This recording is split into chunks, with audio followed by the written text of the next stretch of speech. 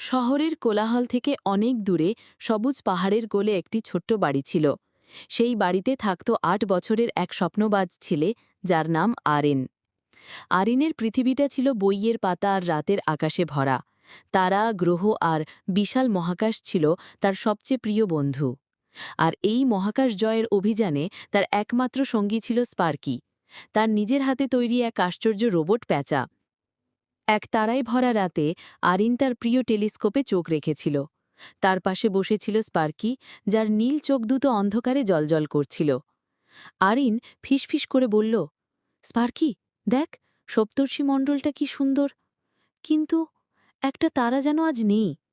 হ্যাঁ, আকাশের উত্তর কোণে যে তারাটি প্রতিদিন সবচেয়ে উজ্জ্বল হয়ে জ্বলত, সেই লুমিনা নামের তারাটি আজ উধাও।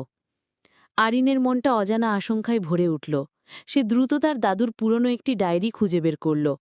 তার দাদু ছিলেন একজন বিখ্যাত জ্যোতির্বিজ্ঞানী এবং অভিযাত্রী। ডায়েরির পাতা উল্টাতে উল্টাতে এক জায়গায় এসে আরিন থেমে গেল।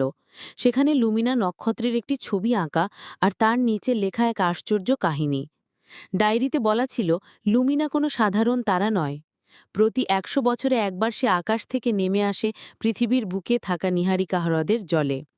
সেই হ্রদের জাদুকরী জল পান করে সে আবার নতুন শক্তি নিয়ে আকাশে ফিরে যায়।